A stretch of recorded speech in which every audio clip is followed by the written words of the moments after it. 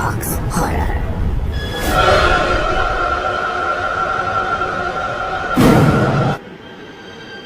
कहते हैं कि आने वाला बच्चा घर में खुशियां लेकर आता है, पर क्या हो जब किसी की बुरी नजर उस बच्चे पर पड़ जाए। नई नवेली दुल्हन कंचिता जब मुंबई से अपने गांव आई तो कुछ समय वही अपनी सास के साथ रहने लगी। शादी के कुछ महीने बाद ही कंचिता को पता चला कि वो मां बनने वाली है, लेकिन ये खबर पूरे गांव में आग की तरह फैल गई। कंचिता बहुत खुश थी और उसकी इस खुशी की खबर रितेश की चाची दयावती के कानों में पड़ी तो देखा बहू तूने, जिस खुशी के लिए मैं 5 सालों से तरस रही हूँ, उस विमला की बहू ने उसे कुछ ही महीनों में दे दी।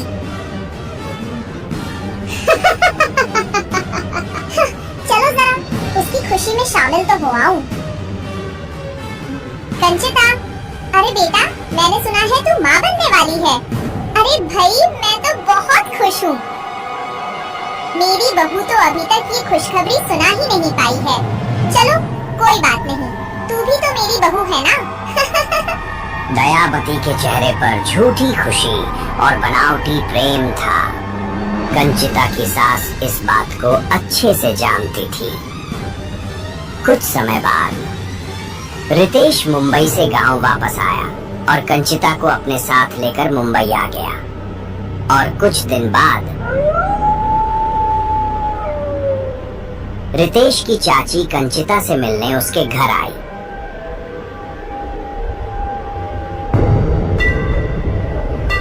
अरे चाची जी, आप? हाँ बेटा, वो मैं मुंबई आई थी तो सोचा कंचिता से मिलती चलूं।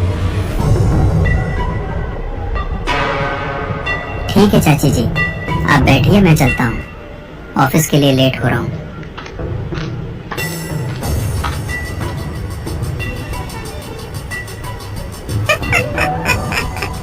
मेरी प्यारी बिटिया, कैसी है तू? जी चाची जी, मैं ठीक हूँ, बस थोड़ी थकान रहती है। कंचिता, ये नेकलेस तो बड़ा सुंदर लग रहा है, कब लिया? मैं भी अपनी बहू के लिए ऐसा ही नेकलेस खरीदने की सोच रही हूँ, लेकिन आजकल सोना कितना महंगा हो गया है ना। दयावती की जबान पर कंचिता के लिए झूठा प्यार था और उसकी आंखों में कपट भरा था। अब वो कुछ ऐसा करने वाली थी जो कंचिता और उसके होने वाले बच्चे के लिए ठीक नहीं था। देख कंचिता, ये समय औरत के लिए बहुत नाजुक होता है। ऐसे में बुरी नजर जल्दी लग जाती है, इसलिए मैं तेरे लिए एक अनमोल चीज लाई हूँ। उसने अपने बैग से एक पुराना फोटो निकाला। उस फोटो में एक अजीब सी आकृति थी, कुछ भयानक, जिसकी आंखें डरावनी थी और चेहरे पर एक अजीब सी शांति थी। चाची जी, ये क्या है? ये एक बहुत ही शक्तिशाली देवता है बेटी। ये तेरे होने वाले बच्चे और तेरी रक्षा करेंगे।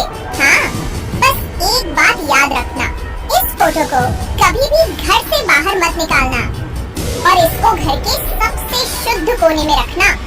और एक बात ध्यान से सुन, इस बारे में किसी को मत बताना, रितेश को तो बिल्कुल नहीं, समझ गई? पर क्यों चाची जी, किसी को बताना क्यों नहीं है? वो इसलिए बेटा, ये देवता काली नजर से बचाते हैं, पर किसी को बताने से ये नाराज हो जाते हैं और सब उल्टा हो जाता है, इसलिए इन्हें घर में छुपा कर रखा जाता है। अब मैं चलती हूँ बेटा, तू मेरी बताई बात का ध्यान रखना। अपना काम करके दयावती वहाँ से चली गई। मैंने अपना काम कर दिया है, अब तुम्हारी बारी। कंचिता, जो सीधी सादी थी, उसकी चिकनी चुपड़ी बातों में आ गई। उसने फोटो को श्रद्धा से ले लिया और घर के एक शांत कोने में, जहाँ कोई मुश्किल से आता जाता था, उस फोटो को दीवार पर लगा दिया। जैसे ही उसने फोटो को दीवार पर लगाया, मंदिर में जलता हुआ दिया एकदम से बुझ गया। कंचिता को एक पल के लिए अजीब तो लगा, पर उसने सोचा कि शायद कोई हवा का झोंका होगा। अब खेल शुरू हो चुका था। अगली सुबह जब कंचिता उठी तो उसे रसोई से एक अजीब सी बदबू आई। ये कैसे हो सकता है? ये दूध रात ही तो मैंने इसे उबाल कर रखा था। शाम होते ही जब कंचिता अपने कमरे में बैठी थी तो उसे बाहर से अजीब सी आवाज सुनाई देने लगी।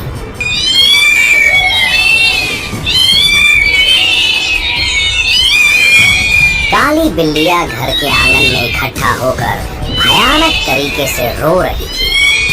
उनकी चीख किसी बच्चे के रोने जैसी लग रही थी।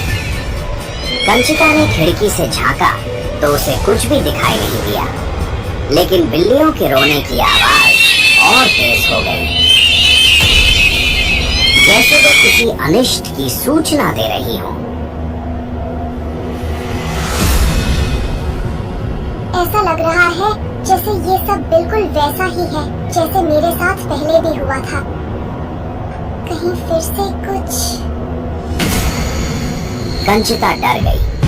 वो भागकर चाची के दिए उस फोटो के पास पहुंच गई और उस फोटो की तरफ देखा जिसमें दो आंखें अंधेरे में भी चमकती हुई महसूस हो रही थी। घर में छोटे छोटे अपशगुनों के साथ कुछ समय बीत गया।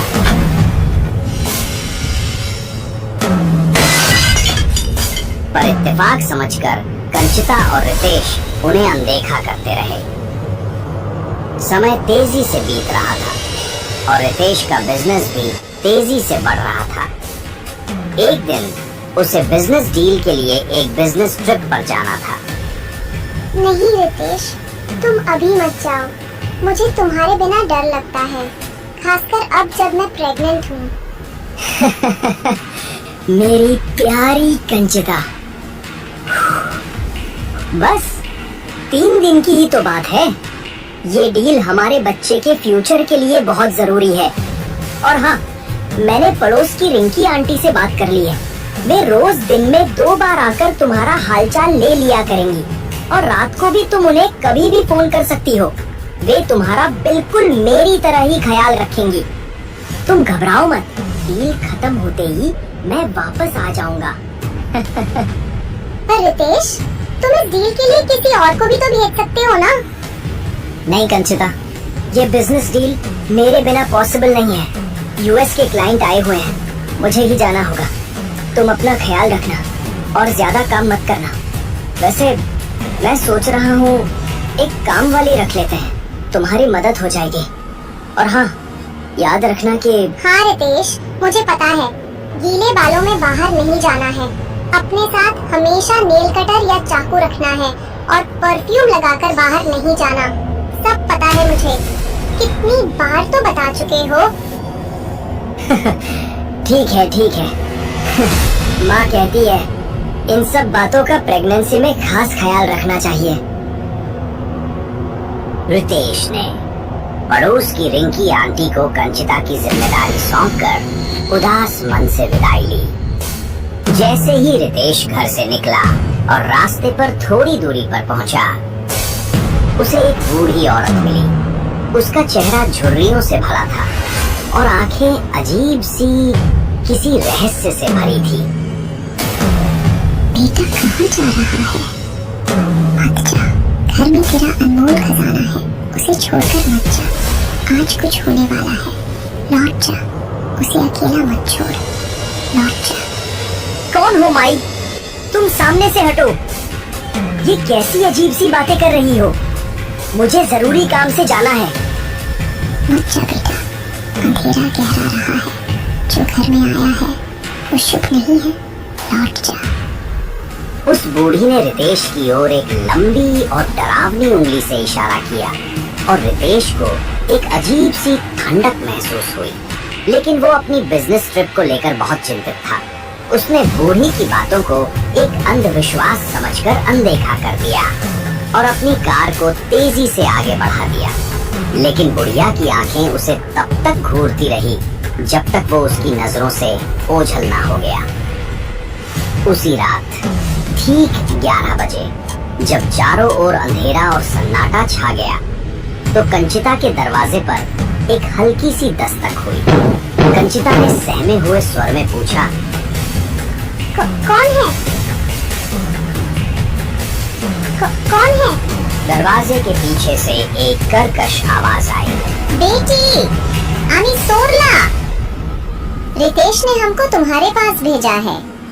कंचिता ने खिड़की से झांक कर देखा तो उसके घर के बाहर एक दुबली पतली औरत खड़ी थी। जैसे ही उसने कंचिता को खिड़की में देखा वो उसकी ओर बढ़ने लगी। कंचिता ने दरवाजा खोला। उसकी उपस्थिति पूरे माहौल को जैसे बेचैन कर रही थी। रितेश ने हमको तुम्हारे पास भेजा है। हाँ, लेकिन रितेश ने तो बोला था कि रिंकी आंटी को भेजेगा। रिंकी आंटी तो दिन में आएगा।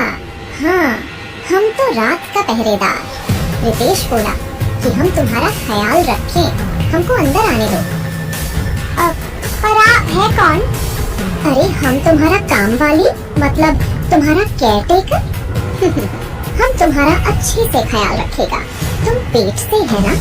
जी, रितेश ने बोला तो था कि किसी काम वाली का इंतजाम करेगा, पर उसने बताया नहीं कि इतनी जल्दी। तुम ही वेशी थे बोना? मतलब तुम ज्यादा सोचो ना। हम प्रेगनेंसी में बहुत औरतों की सेवा कर चुका है, हमें सब काम आता है। हाँ, तुम बताओ, तुम पेट से है ना? कैसा लग रहा है तुमको? जी सब ठीक है, कोई दिक्कत तो नहीं है। बस थोड़ी थकान हो जाती है कभी कभी। तुम्हें खूब भालो। अच्छा एक बात तो बताओ, वैसे तुमको लड़का चाहिए या लड़की? ये आप क्या कह रही है? ऐसा कुछ नहीं है, मैंने ऐसा कुछ सोचा नहीं। मुझे तो कुछ भी मिल जाए बस ठीक है। फिर भी सोच लो, हम ये कर सकता है, हम कुछ भी कर सकता है।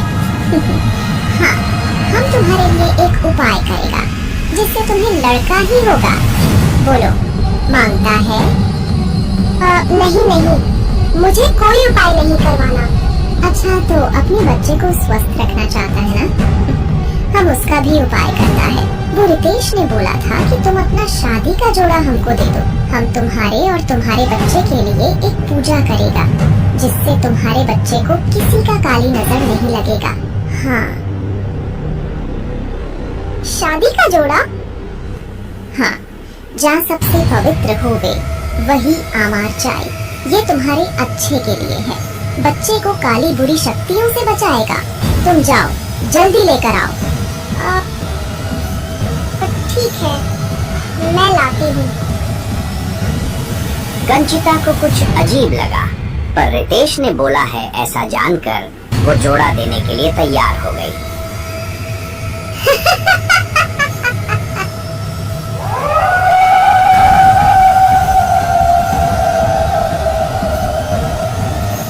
अरे जल्दी करो बहुरानी, समय बहुत कम है, चांद डूब जाएगा।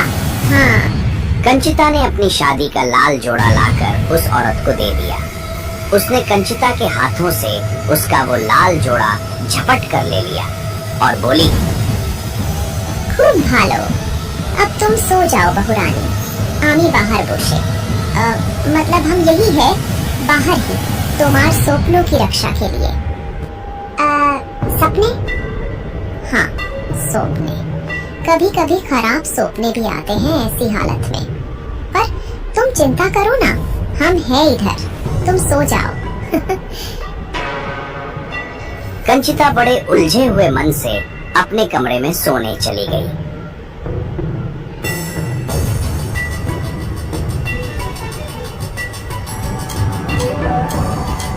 रात के 12 बजे के बाद कंचिता को एक सपना दिखाई दिया। उसने देखा कि वो एक अंधेरी और सुनसान जगह पर खड़ी है। उसके हाथों में एक छोटा बच्चा है और उसके सामने वही फोटो वाली आकृति एक विशाल धुंधली काली छाया के रूप में खड़ी है। उसकी आंखें कंचिता को घूर रही हैं। अचानक उस आकृति ने अपना हाथ बढ़ाया और कंचिता से बच्चे को छीनकर अंधेरे में गायब हो गया। कंचिता चीख कर उठ गई। उसका माथा पसीने से भीगा हुआ था और दिल तेजी से धड़क रहा था। पूरा कमरा भयानक सन्नाटे में डूबा था। तभी उसके पेट में दर्द होने लगा। कंचिता दर्द से कराह उठी। रितेश, ये अचानक मुझे दर्द क्यों हो रहा है? वो अपने बिस्तर से उठी और उस केयर टेकर को ढूंढने लगी। आंटी, आंटी कहाँ हैं आप? आंटी, अरे वो आंटी कहाँ गई? उन्होंने तो कहा था बाहर ही बैठी है, पर यहाँ तो कोई नहीं है। आंटी, आंटी कहाँ हैं आप? पर वो केयर टेकर पूरे घर में कहीं नहीं थी। अब उसे सारा मामला समझ आने लगा। कंचिता ने घबराकर पड़ोस वाली रिंकी आंटी को फोन किया। आंटी, आंटी प्लीज आप मेरे घर आ जाइए। क्या हुआ कंचिता? सब ठीक है ना? नहीं आंटी, कुछ ठीक नहीं है। मेरे पेट में दर्द हो रहा है और मुझे बहुत डर लग रहा है। आप जल्दी से आ जाइए प्लीज।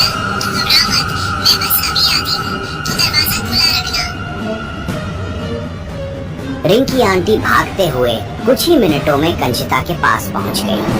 कंचिता का चेहरा दर्द से पीला पड़ चुका था। हे भगवान, कंचिता दर्द कैसे हुआ? चलो हॉस्पिटल चलते हैं। नहीं आंटी, पहले मेरी बात सुनिए। ये दर्द प्रेगनेंसी की वजह से नहीं है, ये कुछ और है, कुछ डरावना। कंचिता ने कांपते हुए रिंकी आंटी को सारी बात बताई। चाची का आना, वो फोटो देना, दूध का सड़ जाना, काली बिल्लियों का रोना और उस केयर टेकर का पूजा के बहाने से शादी का जोड़ा ले जाना। आंटी, और अभी मैंने जो सपना देखा उसमें वही आकृति थी जो चाची के दिए उस फोटो में थी। पर चाची ने तो कहा था कि वो कोई देवता है जो मेरे बच्चे की रक्षा के लिए है। आंटी का चेहरा अचानक गंभीर हो गया। उनकी आंखों में गुस्से और हैरानी का मिश्रण था। दयावती, जब वो यहाँ आई थी मैं तभी समझ गई थी कि कुछ तो गड़बड़ है। उसकी नीयत साफ नहीं थी। तेरी सास ने मुझे उस औरत के बारे में सब बताया था। तेरी खुशियाँ उससे देखी नहीं गई। बेटा, वो कोई देवता नहीं है, वो जरूर कोई कील है, कोई तंत्र मंत्र करने की चीज जो तुझे और तेरे बच्चे को नुकसान पहुँचाने के लिए रखी गई है। आंटी, मेरा बच्चा, मुझे डर लग रहा है। तू घबरा मत कंचिता, कुछ नहीं होगा। रितेश, ट्रिप पर जाने से पहले तेरी जिम्मेदारी मुझे सौंप कर गया है।